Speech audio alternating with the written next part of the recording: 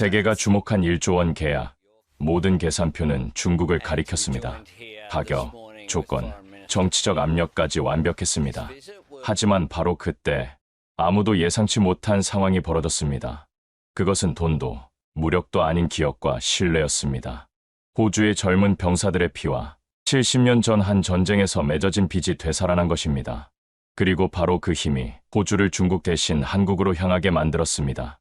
과연 이 극적인 반전의 배경에는 어떤 이야기가 숨어 있었을까요? 오늘의 사연 지금 시작합니다. 구독과 좋아요로 대한민국을 응원해주세요.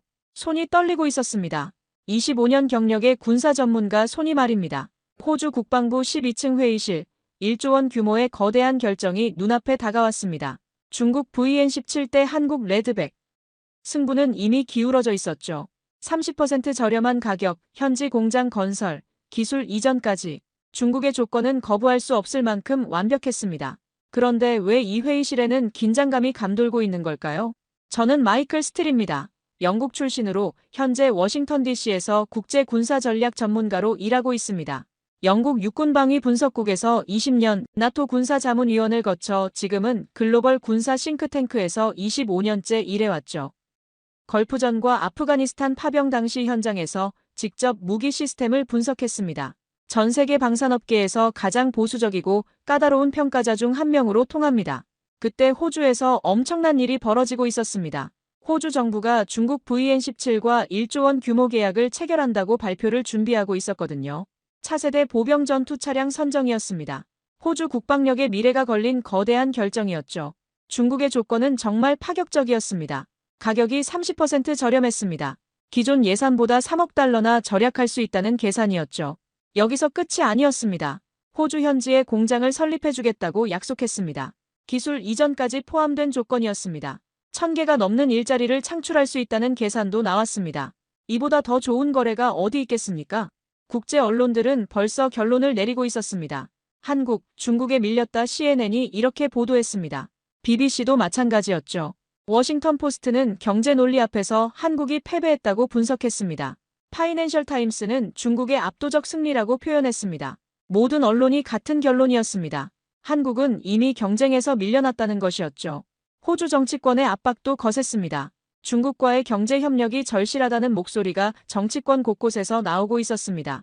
중국과 관계를 악화시킬 이유가 없다는 논리였죠. 경제적 현실을 외면할 수 없다는 주장이었습니다. 호주 내 여론도 완전히 기울어져 있었습니다.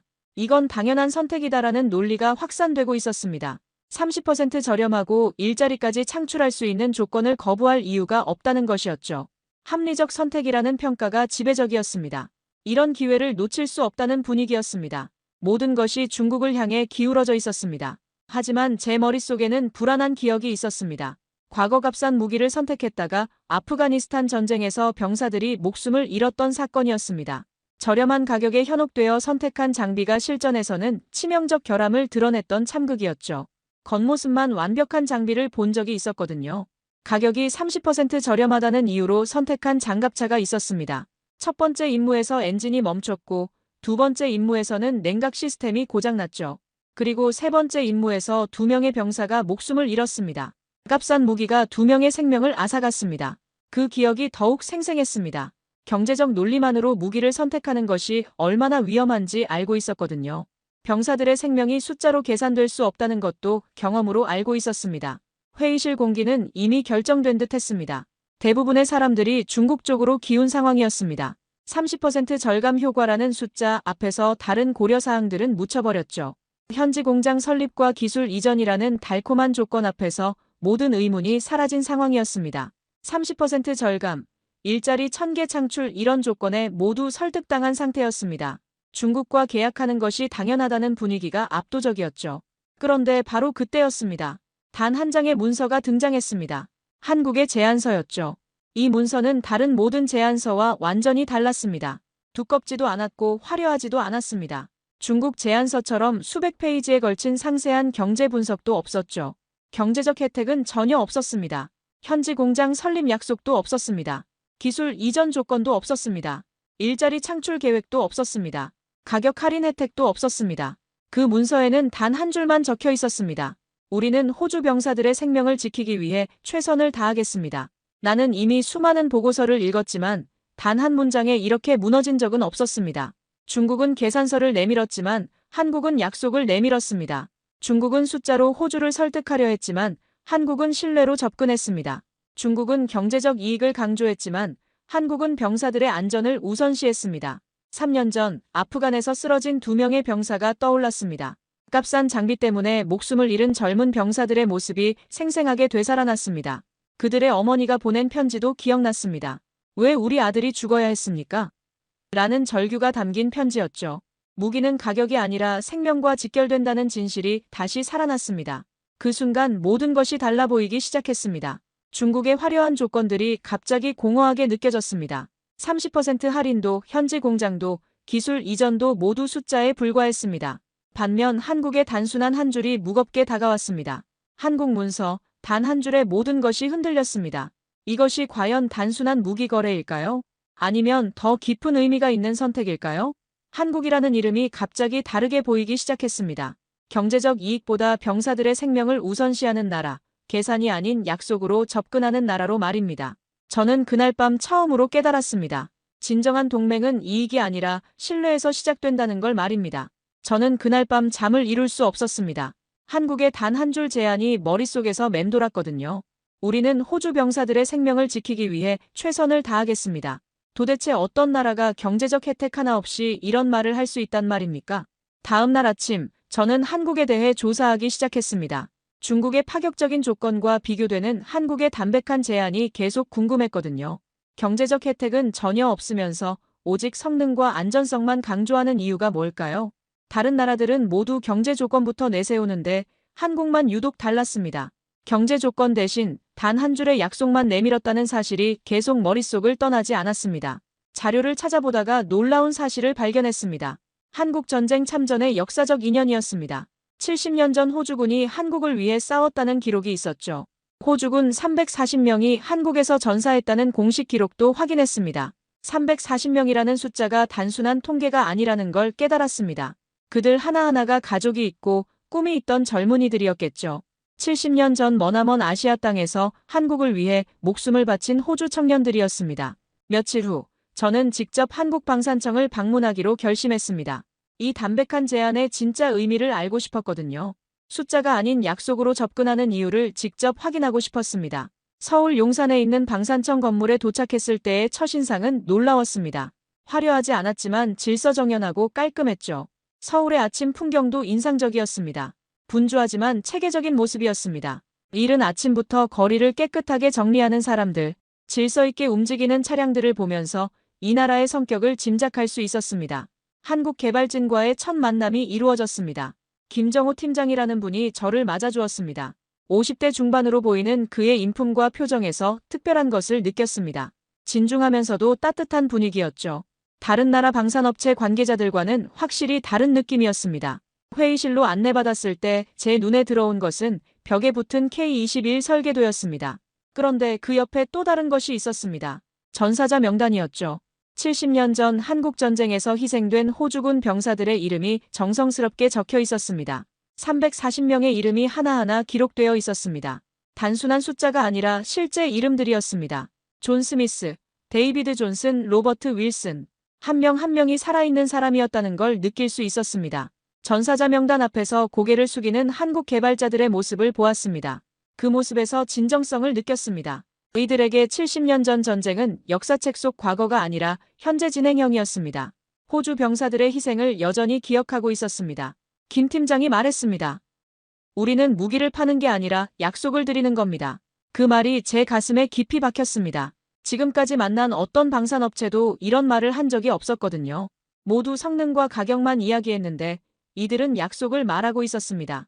우리는 은혜를 잊지 않았습니다. 김정호 팀장의 또 다른 발언이었습니다. 70년 전 전쟁이 아직도 그들의 연구실 벽에 살아있었습니다.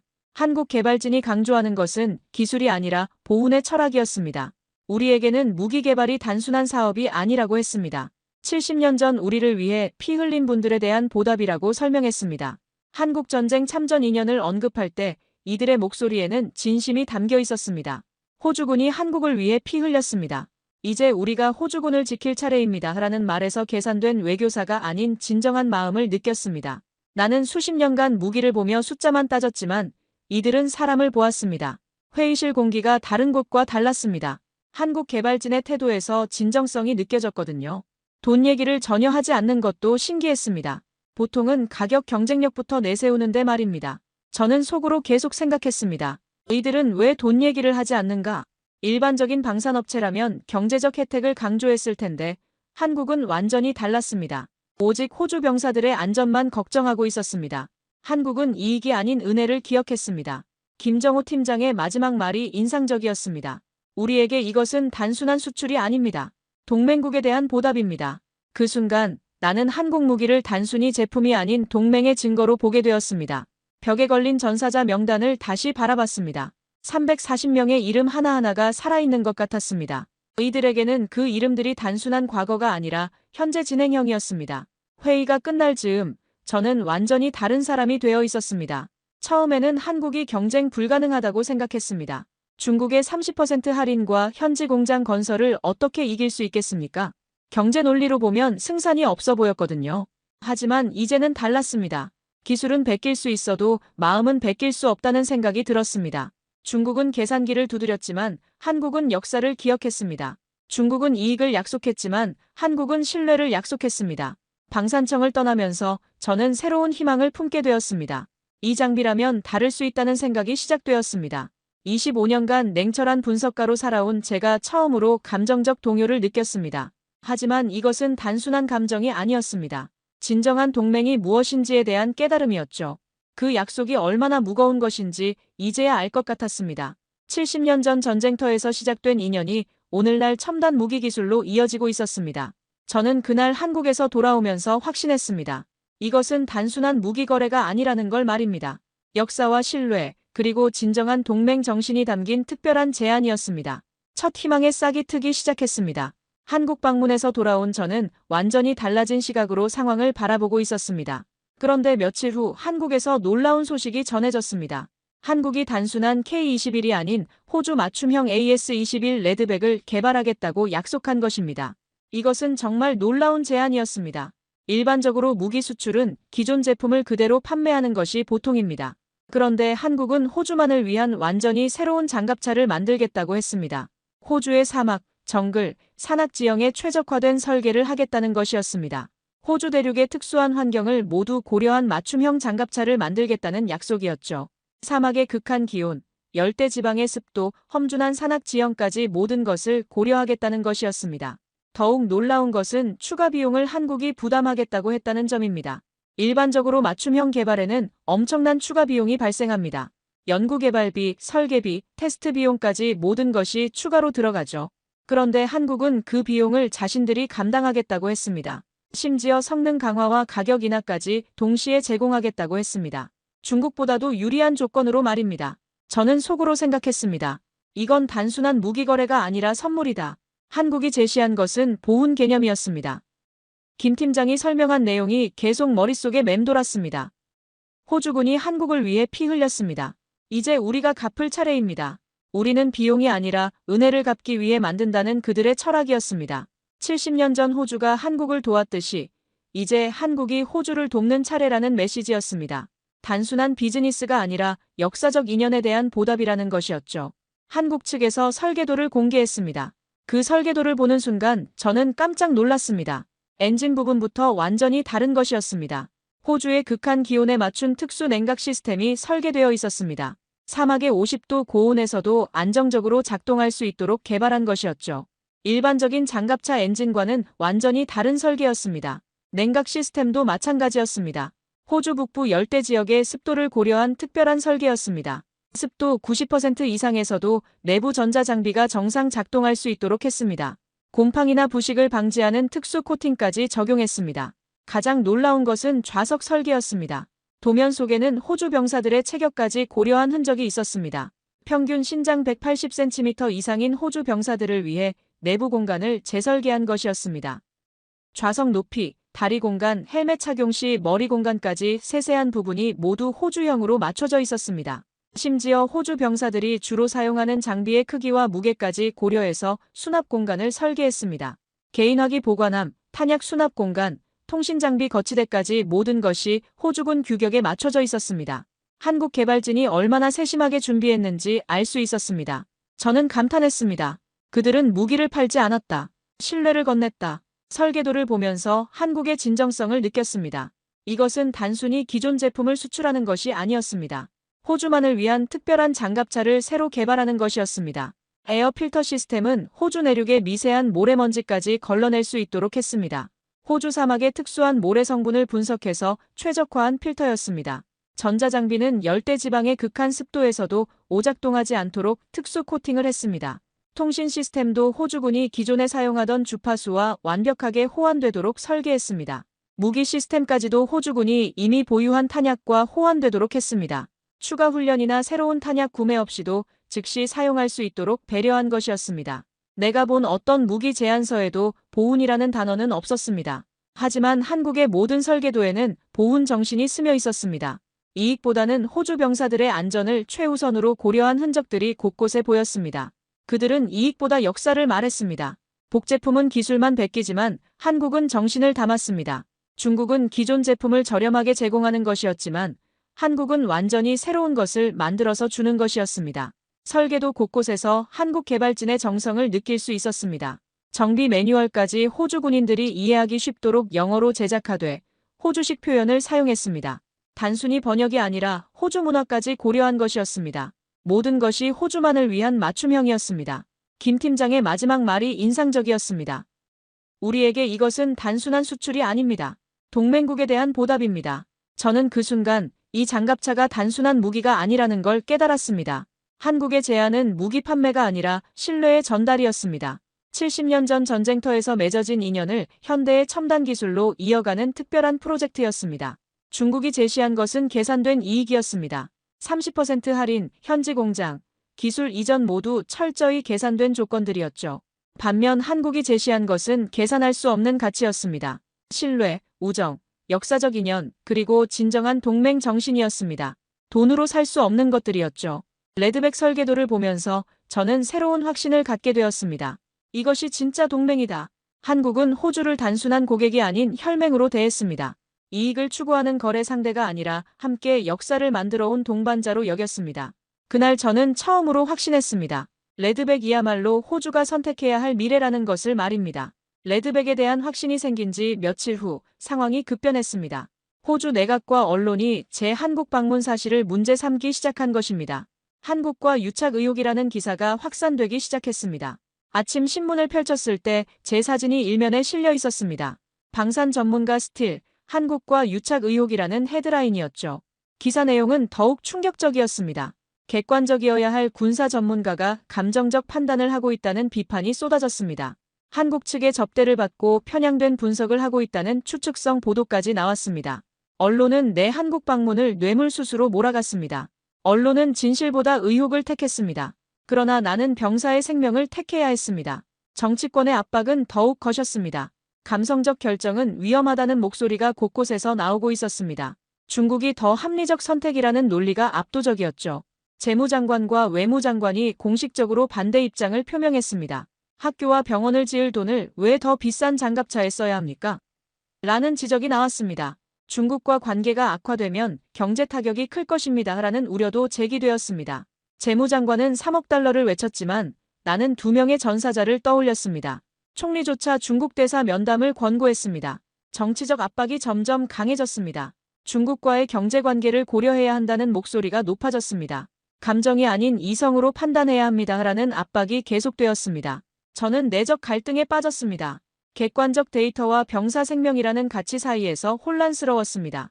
25년간 냉철한 분석가로 살아온 제가 정말 감정적 판단을 하고 있는 것은 아닌지 의문이 들었습니다. 3년 전 아프가니스탄 참극의 편지가 다시 떠올랐습니다. 값싼 장비로 아들을 잃은 어머니의 편지였습니다. 왜 우리 아들이 죽어야 했습니까? 더 안전한 장비는 없었습니까? 3억 달러가 내 아들 목숨보다 중요했습니까? 라는 절규의 편지였습니다. 값싼 장비로 아들을 잃은 어머니의 편지를 들추자 가슴이 무너졌습니다. 병사 어머니의 편지가 내 손 안에 있었습니다. 그 편지를 읽을 때마다 3년 전의 참극이 생생하게 되살아났습니다.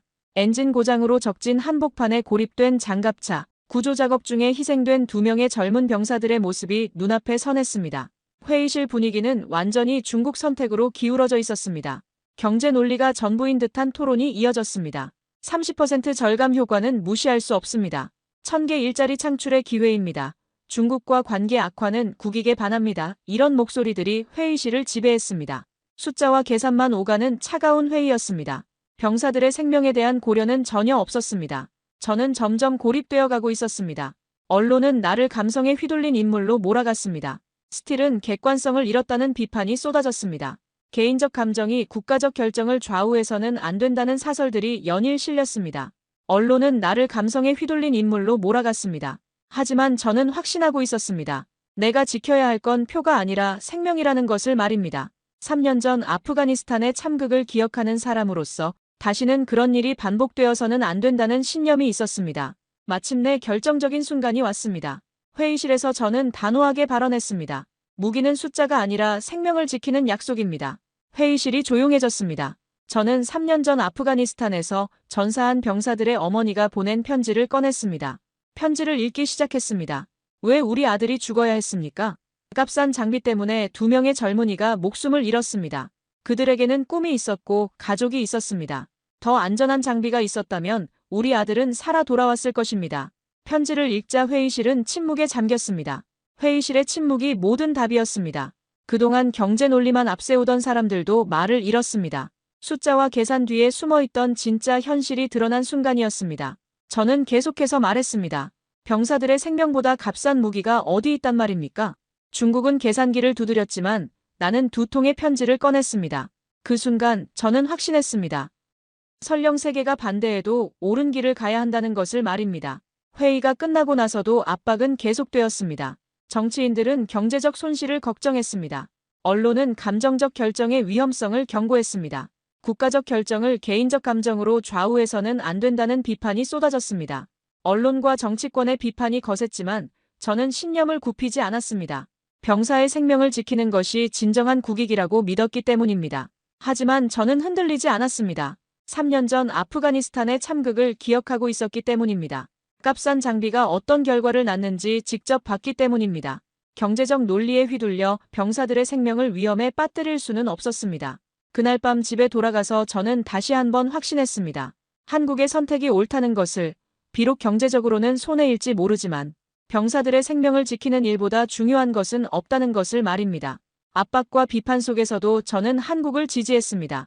언론의 유착 의혹과 정치권의 경제 논리에 굴복하지 않았습니다. 압박과 비판이 거세지는 상황에서 드디어 결정적인 순간이 왔습니다. 호주 실전 테스트가 개시된 것입니다. 레드백의 진짜 실력을 확인할 때가 온 것이었죠.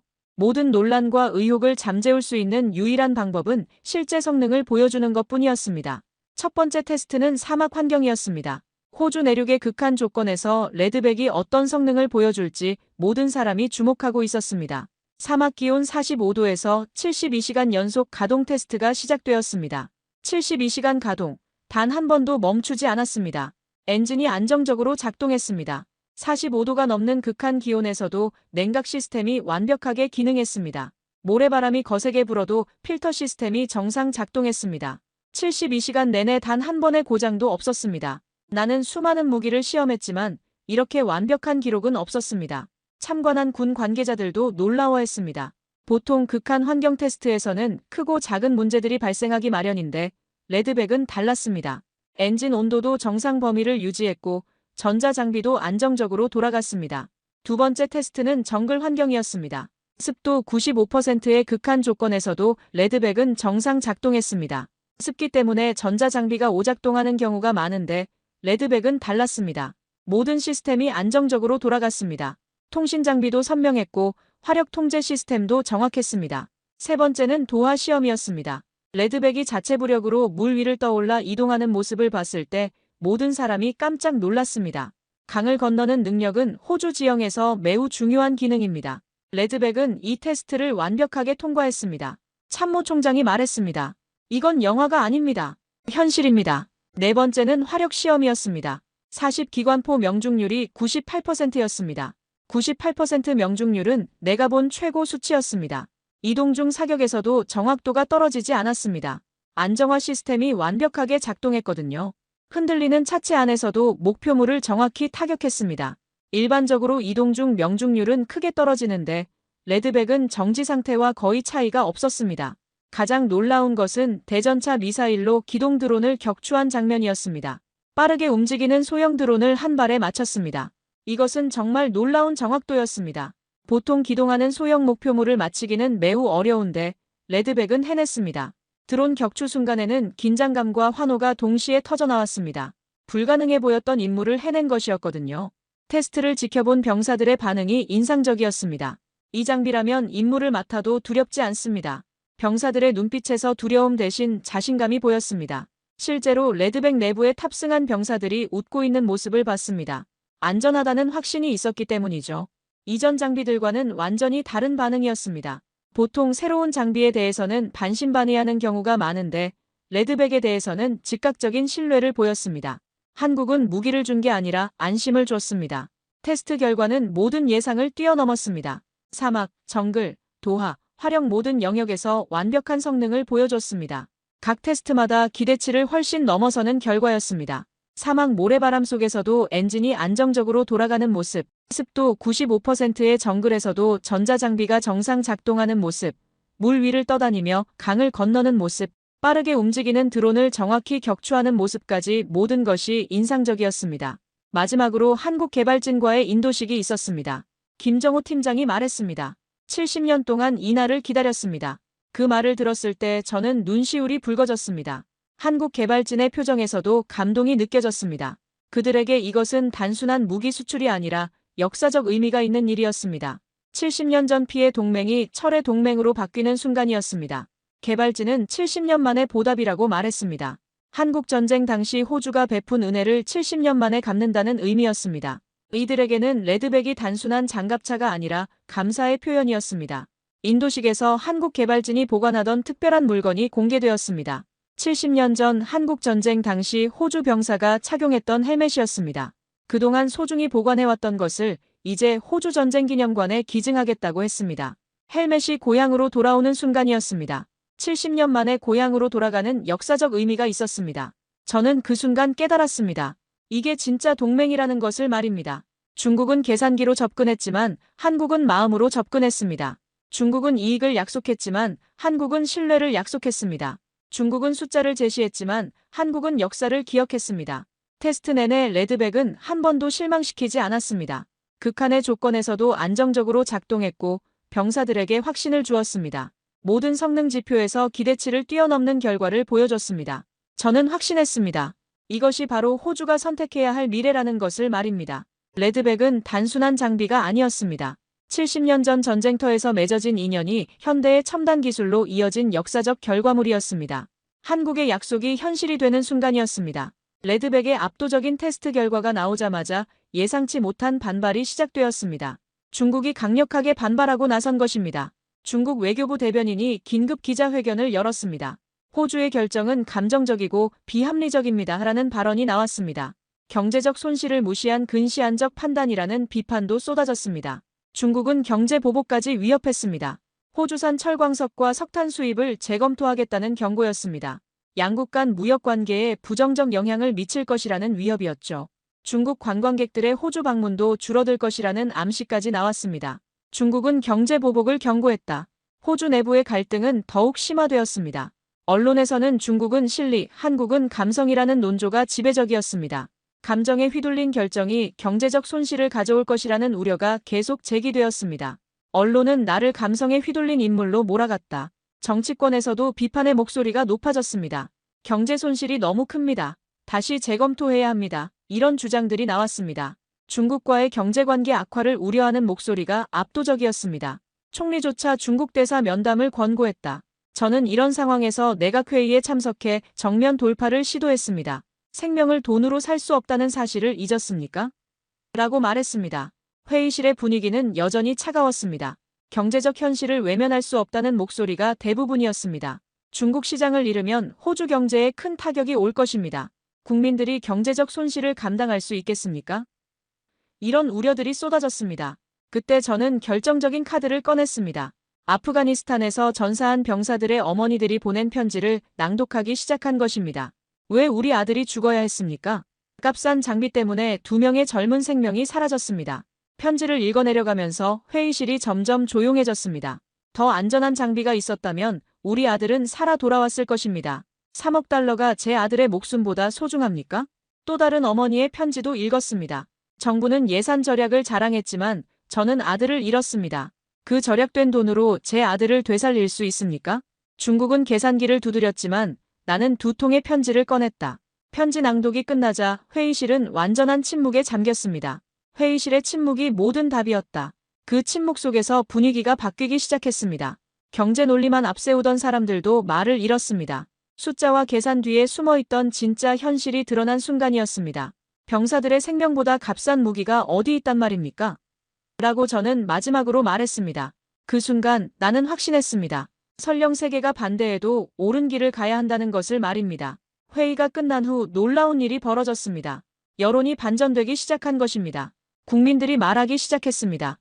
값싼 무기보다 안전한 무기를 택해야 한다고 말입니다. 병사들의 생명이 경제적 이익보다 중요하다는 목소리가 높아졌습니다. 우리 아이들을 전쟁터에 보내야 한다면 가장 안전한 장비를 줘야 한다는 부모들의 목소리도 나오기 시작했습니다. 여론조사 결과가 나왔습니다. 지지율이 85%로 급등했다. 국민 85%가 레드백 선택을 찬성한다는 결과였습니다. 중국의 경제 보복 위협에도 불구하고 한국을 선택해야 한다는 것이 국민들의 의견이었습니다. 경제적 손실을 감수하더라도 병사들의 안전이 우선이다. 중국의 위협에 굴복해서는 안 된다. 진정한 동맹국과 함께해야 한다. 이런 목소리들이 압도적이었습니다. 중국은 분노했지만 국민들은 박수쳤다. 병사들의 반응도 압도적이었습니다. 이제는 안심하고 임무에 나설 수 있습니다. 이런 목소리가 군 내부에서 나오고 있었습니다. 레드백의 뛰어난 성능을 직접 확인한 병사들이 완전한 신뢰를 보내고 있었습니다. 레드백이라면 어떤 상황에서도 믿을 수 있습니다. 마침내 우리를 지켜줄 진짜 장비가 생겼습니다. 병사들의 이런 반응들이 언론을 통해 알려지면서 국민들의 지지는 더욱 확고해졌습니다. 중국의 격렬한 반발도 계속되었습니다. 외교부에서는 호주를 감정에 휘둘린 나라라고 비난했습니다. 합리적 판단을 포기하고 감정적 결정을 내렸다는 비판이었습니다. 환구시보에서는 사설을 통해 호주의 결정을 강하게 비판했습니다. 호주는 경제적 현실을 외면하고 있다. 감정적 민족주의에 사로잡혔다는 내용이었습니다. 경제 보복 조치도 구체적으로 언급되기 시작했습니다. 철광석 수입 감소, 관광객 감소, 교육 교류 축소 등 다양한 압박 카드들이 제시되었습니다. 하지만 호주 국민들의 의지는 흔들리지 않았습니다. 나는 이제 더 이상 혼자가 아니었다. 처음에는 언론과 정치권의 비판을 혼자 감당해야 했습니다. 한국과 유착 의혹까지 제기되면서 고립감을 느꼈습니다. 감정적 판단을 한다는 비난을 받으면서도 신념을 지켜왔습니다. 하지만 이제는 완전히 달랐습니다. 국민들이 제 편에 서 있었습니다. 병사들도 지지하고 있었습니다. 85%라는 압도적인 지지율이 그것을 증명했습니다.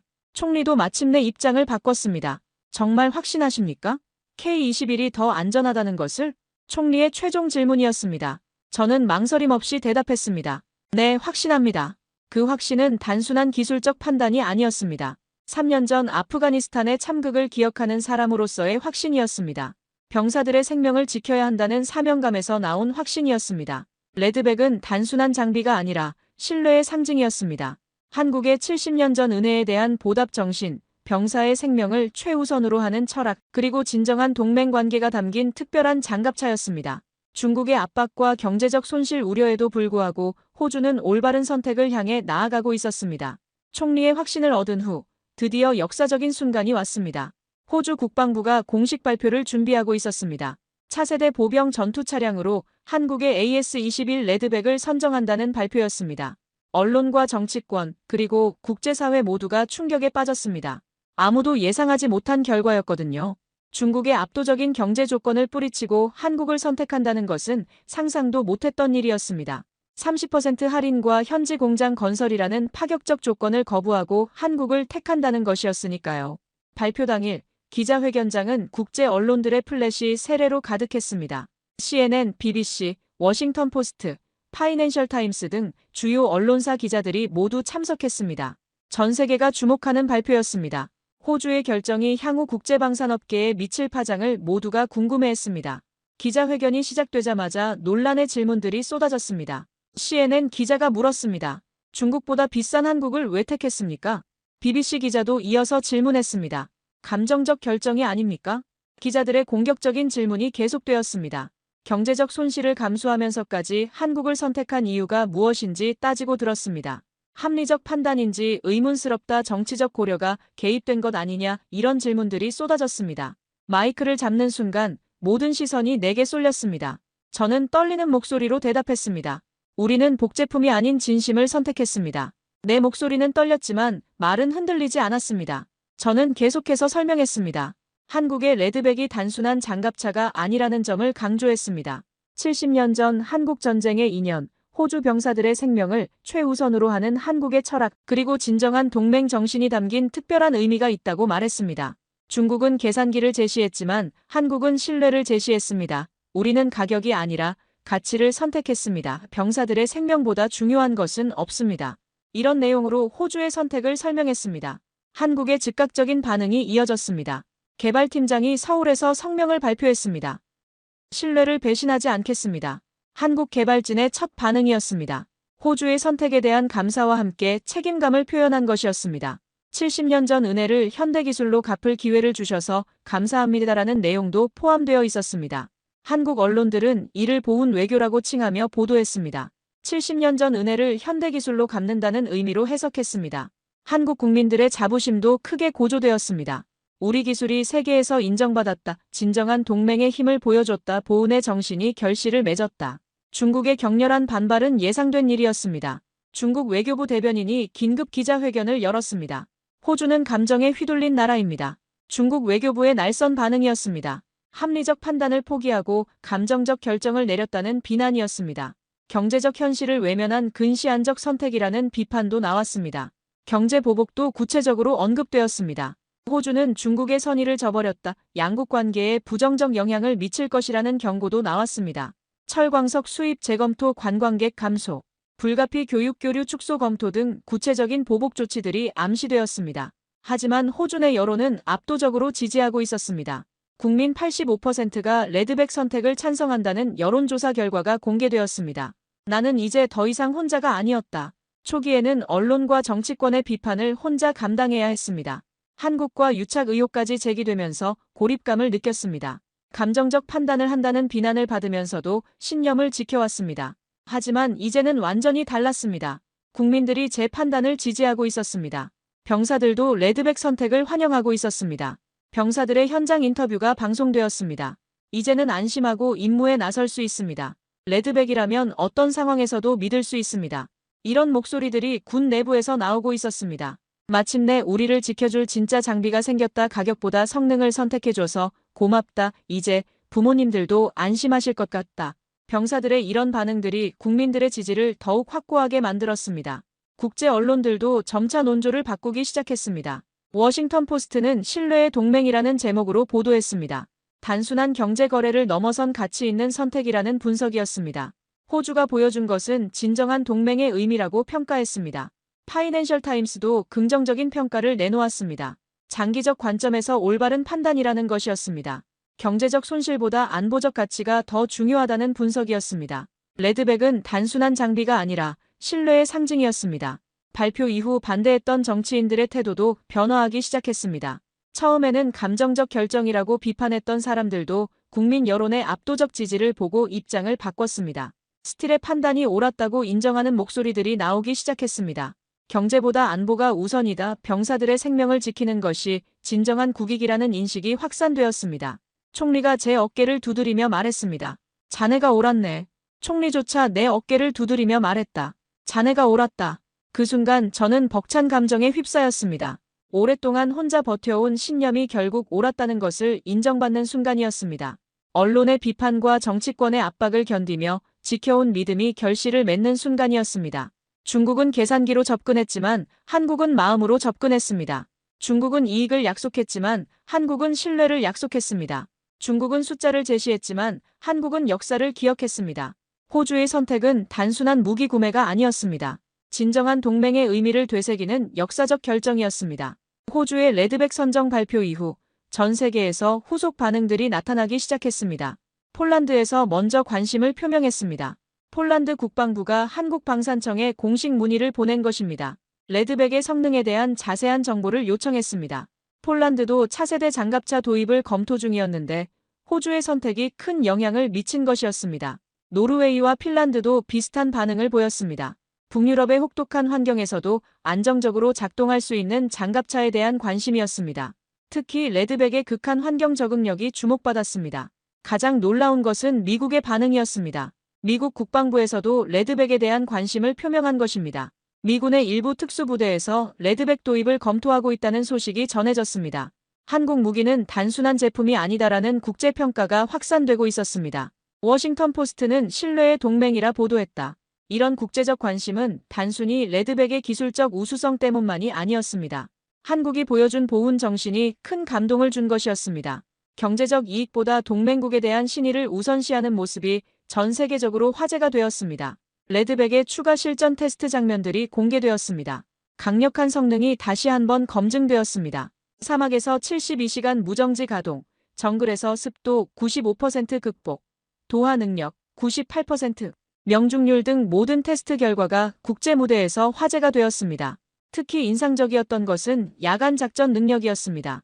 열상 장비와 야간 투시 장치가 완벽하게 통합되어 있어서 완전한 어둠 속에서도 정확한 타격이 가능했습니다. 국제 무대에서 레드백에 대한 신뢰도가 급상승했습니다. 메이드 인 코라에 대한 인식이 완전히 바뀌기 시작한 것입니다. 더 이상 저가 제품의 이미지가 아니라 고품질, 고성능의 상징이 되었습니다. 한국전 참전 인연이 재조명되기 시작했습니다. 호주 내 정치적 반전도 놀라웠습니다. 처음에 반대하던 장관들조차 스틸의 판단이 옳았다고 고백하기 시작했습니다. 재무장관은 경제적 손실보다 병사들의 안전이 더 중요하다는 것을 깨달았다고 말했습니다. 외무장관도 중국의 경제보복 위협에 굴복하지 않은 것이 옳은 선택이었다고 인정했습니다. 진정한 동맹은 어려울 때 더욱 빛을 발한다는 것이 그의 소감이었습니다. 반대하던 정치인들의 태도 변화가 눈에 띄었습니다. 국민 여론의 압도적 지지와 국제적 호평을 보면서 입장을 바꾼 것이었습니다. 총리는 우리는 단순한 거래가 아닌 동맹을 택했다고 공식 발표했습니다. 우리는 단순한 거래가 아닌 동맹을 택했다. 이 발언은 호주의 레드백 선택이 경제적 계산을 넘어선 가치 판단이었음을 분명히 한 것이었습니다. 진정한 우방과 함께하겠다는 의지의 표현이었습니다. 이것은 수출이 아니라 보훈이었다. 한국이 레드백을 개발하고 호주에 제공하는 것은 단순한 무기 수출이 아니었습니다. 70년 전 호주의 은혜에 대한 보답이었습니다. 돈으로 계산할 수 없는 가치의 교환이었습니다. 나는 역사 속 작은 다리가 된 기분이었다. 저는 이 모든 과정에서 과거와 현재를 잇는 다리 역할을 했다는 생각이 들었습니다. 김 팀장은 우리는 기술을 판 것이 아니라 마음을 전한 것이라고 말했습니다. 레드백 프로젝트의 진정한 의미를 함축한 표현이었습니다. 한국은 기술을 준 것이 아니라 신뢰를 남겼다. 전 세계가 주목하는 가운데 한국과 호주는 새로운 동맹 관계의 모범을 보여주었습니다.